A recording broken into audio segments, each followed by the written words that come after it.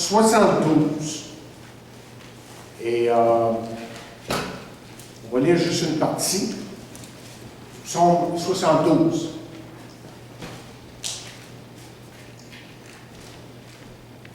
Nous lisons, là, je lis dans Second 21, ça peut être un peu différent de Louis II.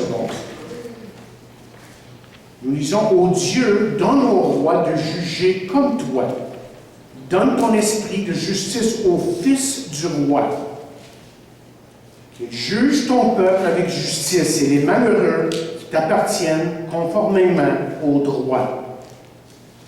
Que les montagnes apportent la paix au peuple et les collines aussi, par l'effet de ta justice.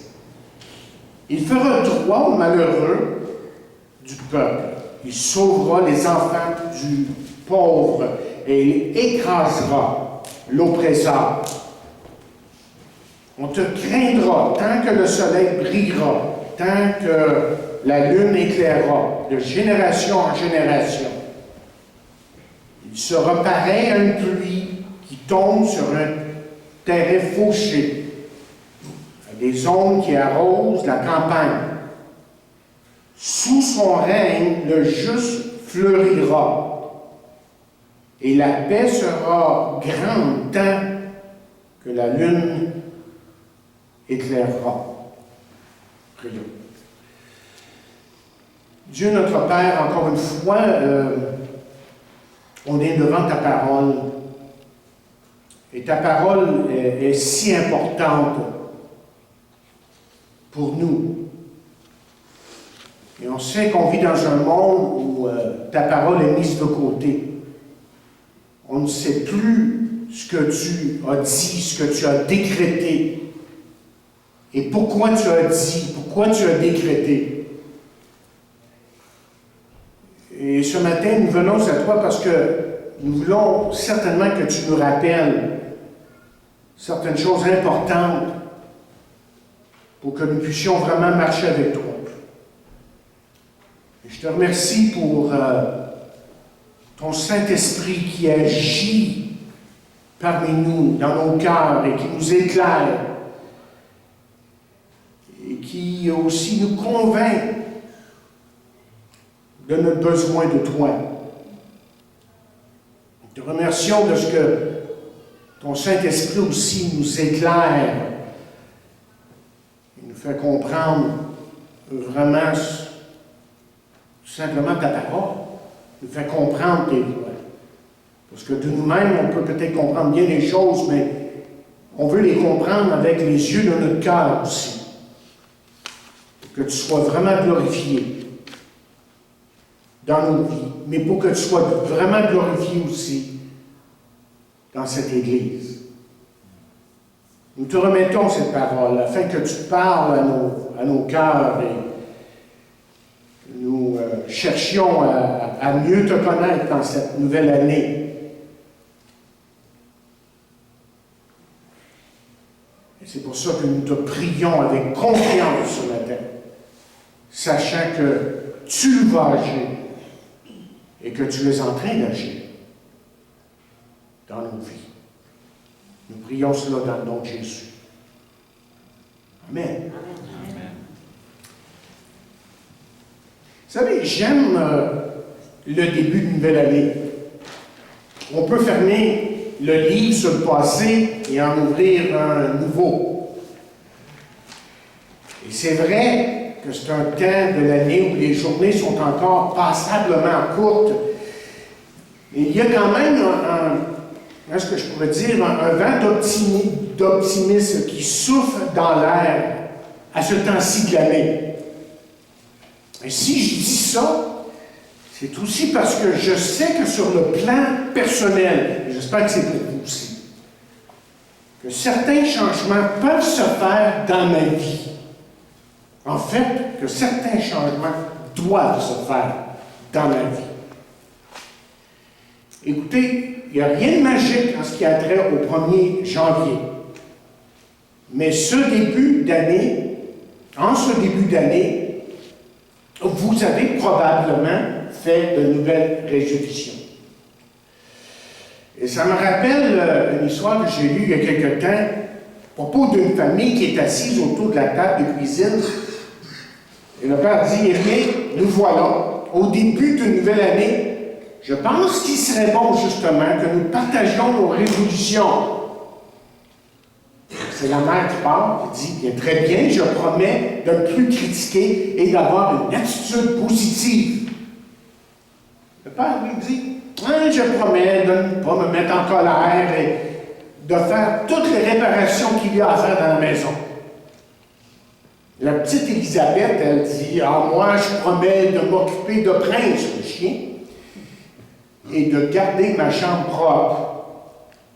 Manuel, le plus vieux, lui dit, eh bien, moi, je promets que je vais jouer au hockey, de passer beaucoup de temps avec mes amis et de regarder encore plus la télévision.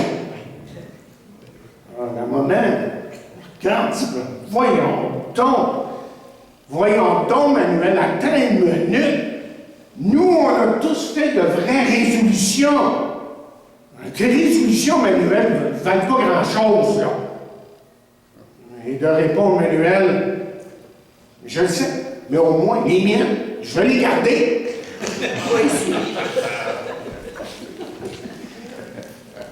Vous savez, des résolutions, on peut en faire tout le long de l'année. On peut effectivement laisser le passé derrière soi et croire dans l'avenir que Dieu lui a préparé pour nous. Ce qui arrive, c'est qu'au mois de janvier, on y pense un peu plus, tout simplement. L'année 2016 n'est pas différente des autres années. Et cela n'empêche pas, je pense, que personnellement, j'ai beaucoup d'espoir dans cette nouvelle année. L'année dernière, je m'étais fixé certains buts, et nous, on s'est fixé certains buts, et certains ont été accomplis et d'autres pas. Et cette année, Dieu voulant, j'aimerais en quelque sorte bâtir sur le succès du passé et examiner, et nous allons examiner ensemble là où on a failli à la tâche et essayer de nouveau de faire encore mieux. Et je pense qu'on peut. En tout cas, j'espère que c'est la façon qu'on pense, qu'on entame, qu'on veut entamer cette nouvelle année. Et le texte que nous avons devant nous, que nous avons lu justement, est d'une importance capitale. Si vraiment, là, on veut comprendre la pensée de Dieu pour 2016.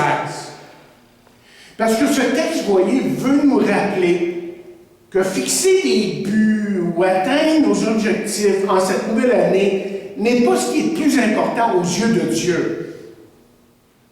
Ce qui est encore plus important pour lui, aux yeux de Dieu, ce sont les qualités intérieures que nous avons, que nous allons continuer justement à développer en 2016. Je ne sais pas si on le réalise, là, mais je pense qu'on peut dire qu'on est tous des leaders là, dans certains domaines de la vie. Vous, parents, par exemple, vous êtes des leaders dans votre foyer.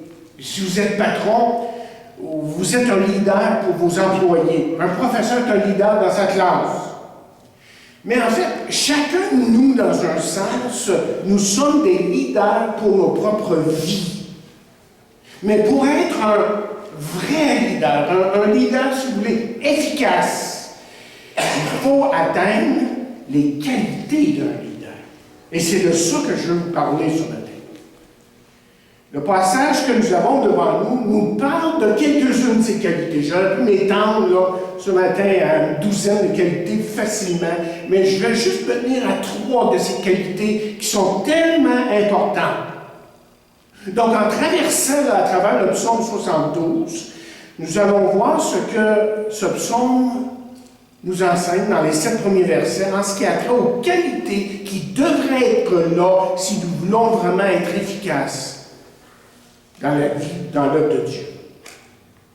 Remarquez d'abord que le psaume n'a pas été écrit par David, mais que le psaume ici nous dit de Salomon, que ce psaume a été écrit par Salomon.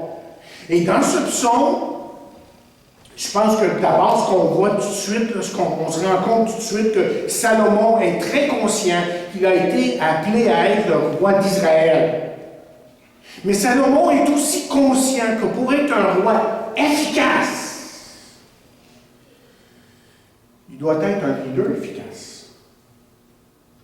Donc moi, je prie tout simplement que cette prière en partie ici, que Salomon fait dans le psaume 72, va devenir vraiment notre prière. Ça va vraiment être quelque chose que nous allons vouloir pour nous-mêmes, parce que la parole de Dieu, c'est quelque chose qui doit s'appliquer pour soi-même, personnellement. Et la première qualité est la suivante, une intégrité sans compromis. Regardez ce qu'il dit, et là je vais lire cette fois-ci de la traduction sommaire. Il dit: « Ô Dieu, accorde au roi de juger comme toi, et donne au fils du roi ton esprit de justice, qu'il rende la justice à l'égard de ton peuple, selon ce qui est juste, à l'égard de tes pauvres. » Ça, c'est intéressant, la même, c'est dit. À l'égard de tes pauvres, selon ce qui est droit.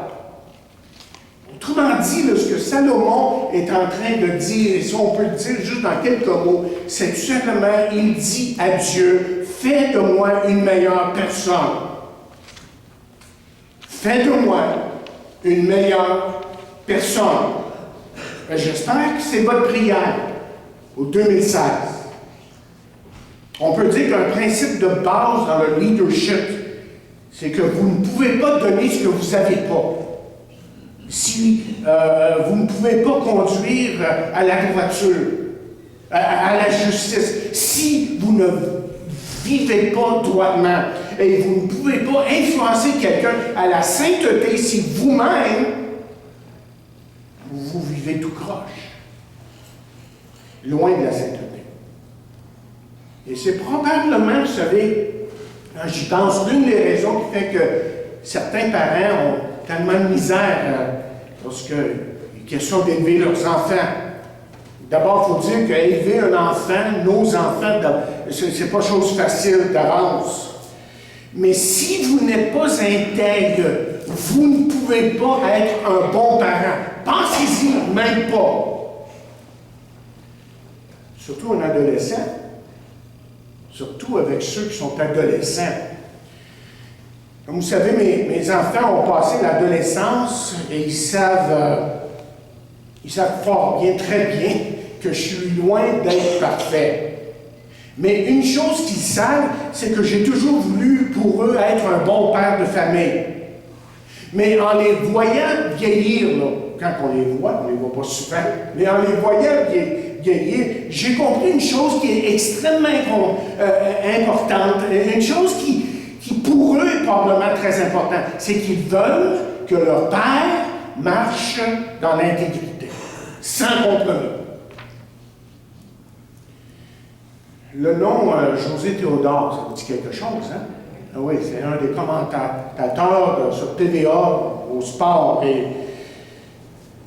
à un certain moment, il était même le gardien numéro 1 du Canadien de Montréal, si je ne me trompe pas. Mais il y a quelques années de ça, vous avez entendu parler de l'arrestation de son père pour prêt usuraire au casino de Montréal. Et je lisais dans le journal que le lendemain de l'arrestation du père de José, que les restaurants maîtres dont José Théodore était porte-parole ont coupé les liens avec José. Voyez, il demande, cette chaîne de restaurants, je suppose, parce que c'est une chaîne, une intégrité sans compromis, et à cause de ce scandale, la réputation de José Théodore a été terminée. Heureusement qu'on a appris qu'il n'y avait rien à faire avec son nom, absolument rien à faire dans cette affaire-là. Mes chers amis, il est vraiment possible, quand on parle d'intégrité, on peut dire que c'est vraiment une chose qui est possible parce que le chrétien a le privilège d'abord de connaître Jésus-Christ comme son Sauveur et Seigneur. Et c'est là que ça commence. Ça doit commencer par une relation. Une relation qui devient une communion si intime qu'il sait absolument que Dieu est en train de le diriger. Le privilège du chrétien, c'est de savoir aussi, c'est d'avoir, si vous voulez, Jésus-Christ comme exemple et de permettre à Dieu de vraiment le diriger dans ses voies. C'est pour ça que le psalmiste pouvait dire quelque chose comme suit. Il y a tellement de versets qui y ressemblent. Il dit « Ta parole est une lampe à mes pieds et une lumière sur mon sentier. » Alors, quand on se place devant la parole de Dieu et qu'on permet justement à la parole de Dieu de parler, de nous convaincre, de nous diriger, on a tout un avantage si on est prêt à s'humilier et à se soumettre à la parole de Dieu. Alors, moi, je prie qu'en 2016, que l'intégrité, c'est quelque chose qui va être un de vos idéaux. Ça va être quelque chose de vraiment important pour vous. Et que ça va être quelque chose qui va être important dans vos familles, à votre travail. Ça va être quelque chose qui va être important en dehors de ces murs. Ça va être quelque chose qui va être important, extrêmement important, ici à l'intérieur de ces murs, dans vos relations avec les gens. C'est important l'intégrité. Nos paroles, nos pensées, nos gestes, tout ça, là, ça parle, voyez, d'intégrité, ce qui se passe vraiment dans notre cœur. Et Dieu veut, il voulait, je parlais de Josué tantôt, Dieu voulait de cet homme qu'il soit un homme intègre. Et je pense que Dieu n'en demande pas moins de nous. Une deuxième chose que je vois dans ce texte, c'est une compassion fervente. C'est Salomon qui dit « Il fera droit aux malheureux du peuple, il sauvera les enfants du pauvre, et il écrasera, c'est fort le mot ici, là, il parle de Dieu, et il écrasera l'oppresseur. » Je pense que la compassion, souvent, c'est quelque chose qui n'est pas bien compris. Parce que la compassion, vous voyez, c'est beaucoup plus qu'une émotion, mais c'est aussi les gestes qu'on pose. C'est beaucoup plus que d'avoir quelques larmes parce qu'on voit un petit gars qui est face à terre, là, sur le bord d'une mer. C'était terrible, cette scène-là, n'est-ce pas? C'était terrible. Mais c'est beaucoup plus que ça, chers amis. Écoutez, il faut défendre ceux qui pleurent et tout faire pour arrêter ceux qui les rendent malheureux, qui les gardent dans leur misère. Et c'est malheureux, on vit dans un monde comme ça, où on fait exprès, pour garder certaines personnes dans la misère. C'est pour ça que je veux que vous compreniez la compassion sur un angle un peu différent. Et justement, il y a quelqu'un qui a décrit la compassion comme suit. C'est un Américain qui écrivait à un moment donné, je l'ai traduit parce que j'ai trouvé c'est intéressant la manière qu'il disait. Il disait « Notre nation a attaqué le régime taliban en Afghanistan. Et cela fut motivé, dit-il, par la compassion. La compassion pour les victimes du 11 septembre et le potentiel que d'autres personnes pouvaient devenir tôt ou tard des victimes. » Il continue à dire, bien que nos actions ont été féroces et sans merci envers ces terroristes, nos actions ont été motivées par la compassion pour les innocents.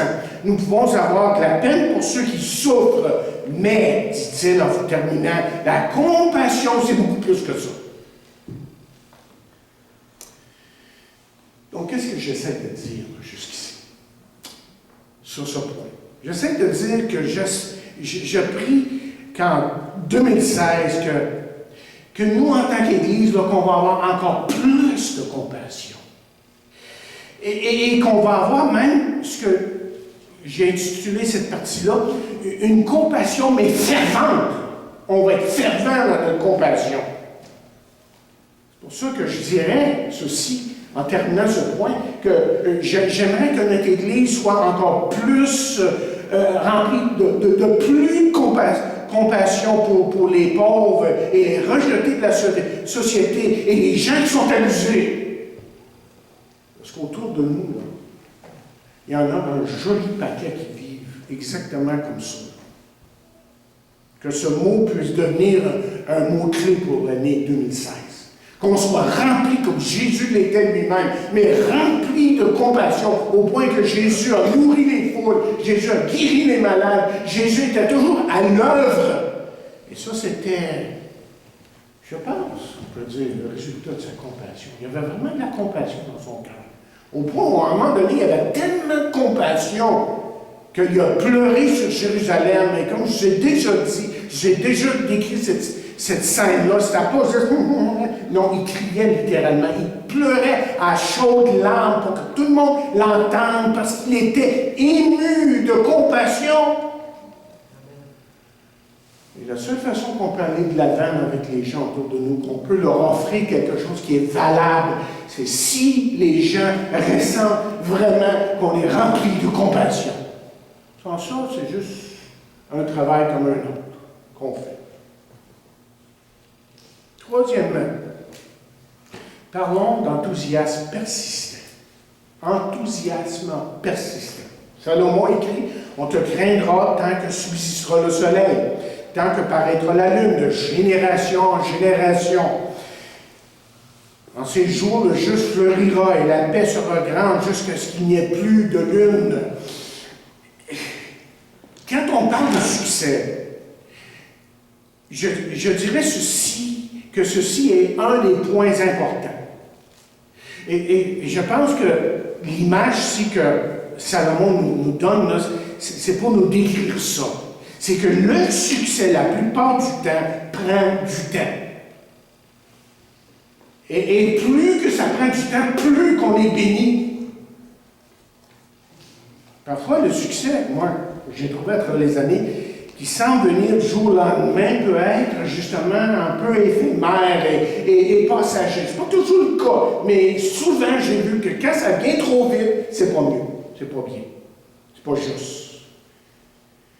Donc, la clé du succès, c'est quoi? Mais la clé du succès, que ce soit pour nous en tant qu'individus, mais aussi pour nous en tant qu'Église, c'est la persistance ou l'endurance. J'ai lu une histoire justement d'un jeune qui est allé au collège dans une grande ville. Et puis, il est allé dans une certaine église qui connaissait, qui est allé pour un bon bout de temps, qui connaissait une croissance phénoménale. Dans peu de temps, on pouvait compter au-delà de 1000 personnes dans l'église. J'ai rien contre les grosses églises, vous comprendrez, c'est pour ça que j'essaie de dire.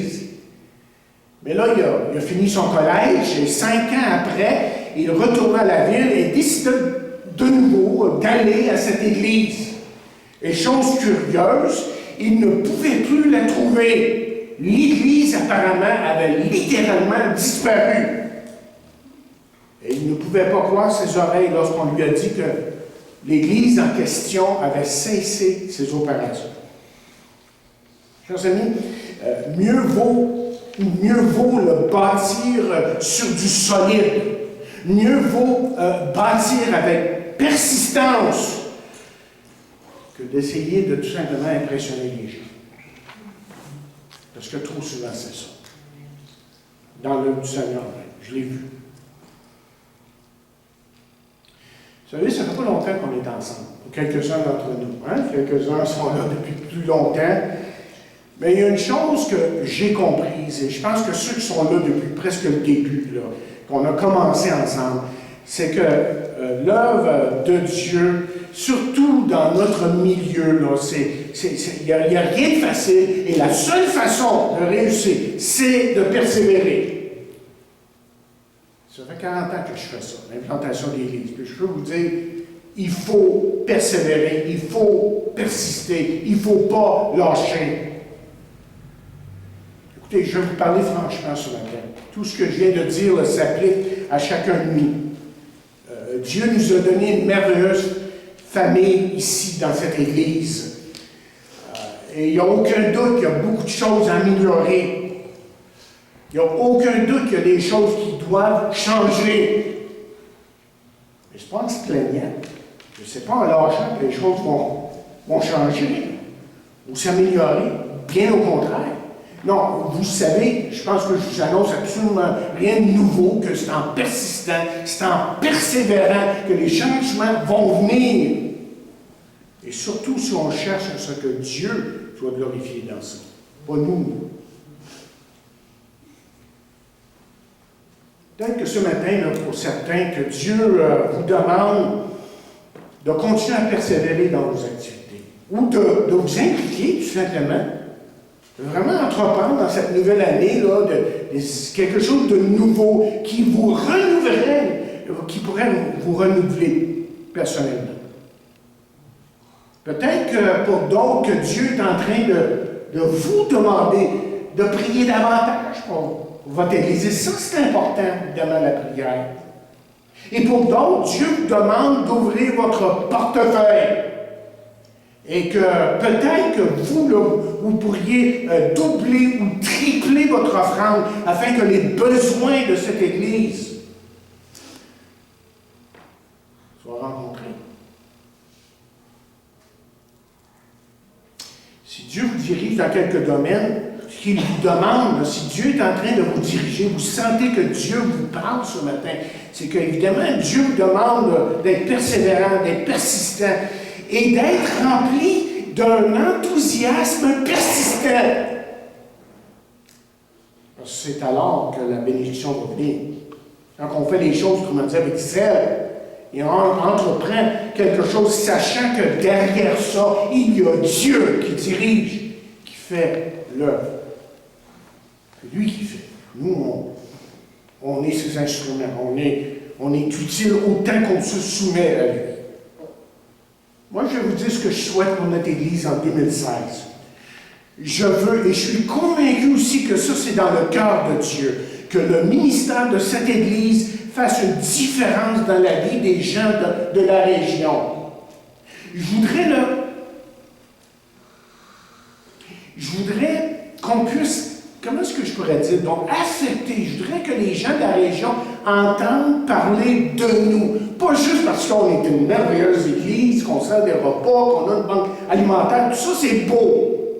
Mais ce qu'on veut par-dessus tout, c'est que les gens entendent parler de Jésus-Christ et qu'ils soient sauvés. C'est ça notre but ultime. C'est pour ça que l'apôtre Paul disait aux Corinthiens, l'Église de Corinthe, il dit, moi, tout ce que je veux savoir de vous, là, 1 Corinthiens 2:2, c'est Jésus-Christ crucifié. Je veux vous entendre parler de Jésus et de la croix de Jésus. Et c'est là que les changements ont vraiment lieu. Lorsqu'un homme, une femme se tourne à la croix, ça peut les transformer. Mais écoutez, si vous, en tant qu'individu, vous n'êtes pas prêt à vous engager dans l'œuvre du Seigneur, à prier pour votre Église, vous n'êtes pas prêt à vous engager en ce qui a trait à votre argent, alors la chose ne se fera pas. Au moins, la bénédiction, ce ne sera pas ici, ça va être ailleurs. Simplement. Parce que Dieu n'est jamais à court de moyens. S'il n'est pas capable de travailler dans une église, il va aller travailler ailleurs. Non. Comme si l'œuvre de Dieu va arrêter à cause de nous. Dieu, lui, va continuer, ça ne sera pas ici. Mais si on s'engage complètement, totalement, vraiment engagé, la différence va être là. On a besoin d'un engagement nouveau en considérant le fait qu'on débute une nouvelle année.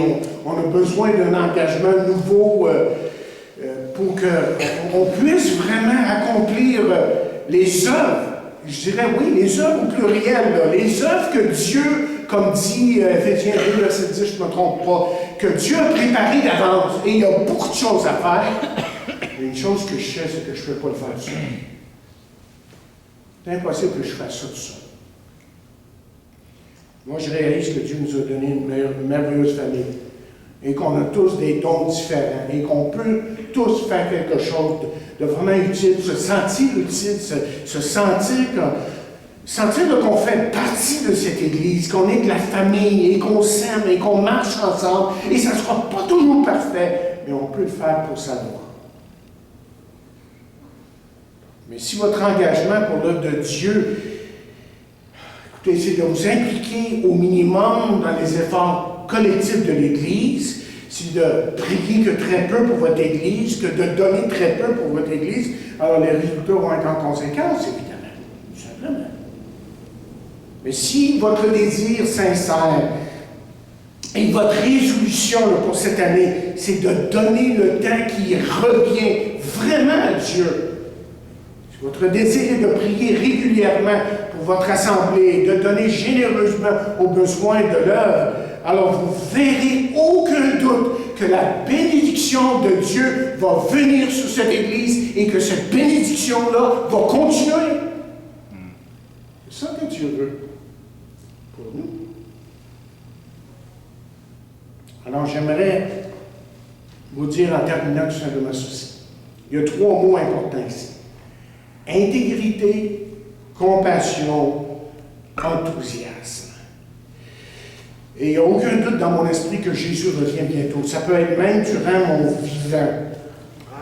Mais entre-temps, d'ici là, OK, lui, ce qu'il nous demande, c'est une intégrité sans compromis. Lui, ce qu'il nous demande, c'est une compassion fervente. Lui, ce qu'il nous demande, c'est un enthousiasme persistant, qu'on lui demande, que ce soit pas artificiel, notre affaire. Parce que, tu sais, on fait notre Dieu, donc on va s'égayer un petit peu. Non, c'est pas ça, là. Puis ça soit vraiment le fruit de l'Esprit de Dieu qui agit en nous, qui est vivant en nous, qui nous donne un enthousiasme, une compassion et une intégrité là, qui vient de Dieu et qui fait qu'en tout et partout, Dieu est vraiment glorifié. Noël a été un temps pour donner des cadeaux. Vous en avez reçu, vous en avez donné probablement. Mais là, ce matin, ce qu'on peut lui offrir et lui dire, c'est qu'on va vivre pour lui, qu'on va marcher pour lui.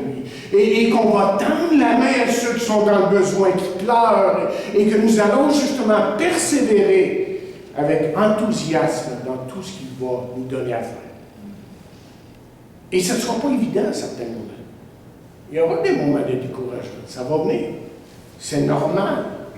Mais c'est là qu'on voit vraiment qu'est-ce qui se passe dans nos cœurs. Si vraiment on est là où Dieu veut que nous soyons, si on est en train de faire l'œuvre de Dieu et non pas notre œuvre. Parce qu'on est tellement bon, on est tellement meilleur que ça. Mais en fin de compte, vous vous rappelez ce que j'ai dit la semaine dernière? Quand est-ce que Dieu peut vraiment vous utiliser? Vous vous rappelez? C'était la question que j'ai posée dans mon message. Quand est-ce que Dieu peut vraiment vous utiliser? Et ceux qui étaient là vont se rappeler la réponse. C'est quand vous serez mort. Quand vous serez mort. Quand vous serez mort à vous-même et que vous laisserez Dieu vraiment vivre à travers vous. Là, Dieu peut faire... mais les écluses des cieux peuvent s'ouvrir et la bénédiction va être sur nous. C'est lui qui va être en train de faire. Et pas nous, en fin de compte. Prions Dieu. Seigneur, on est devant toi et en tant qu'Église, on veut vraiment saisir ta pensée pour nous. On veut vraiment, Seigneur, faire ta volonté. Mais avant tout ça, on veut être. On veut être ce que tu veux qu'on soit dans nos cœurs. Et quand on lit ce que tu nous as donné dans les béatitudes, tu nous montres bien que d'abord tu veux qu'on soit dépendant de toi. Heureux les pauvres en esprit. Tu veux qu'on dépende de toi uniquement. Qu'on se débarrasse de tout ce qu'on pense être capable de faire, de notre richesse personnelle dans le sens capacité et autres. Et qu'on te laisse agir. Et tu veux aussi ensuite qu'on pleure à certains moments. Des fois, on aura à pleurer sur nos propres péchés, sur notre médisance, notre médiocrité spirituelle, et qu'on aura besoin de revenir à toi. Et tu veux aussi qu'on soit humble, qu'on soit doux. Autrement dit, tu veux qu'on soit vraiment contrôlé par toi. Tu veux nous diriger dans la plénitude de ton Saint-Esprit et vraiment nous donner la joie de te servir, la joie d'être en communion avec toi et la joie d'être en communion aussi avec nos frères et sœurs. Donne-nous beaucoup d'amour, Père. Donne-nous beaucoup de compassion. Et donne-nous à nous approcher de toi en ce début d'année. Et cela pour ta gloire et ton honneur, nous prions.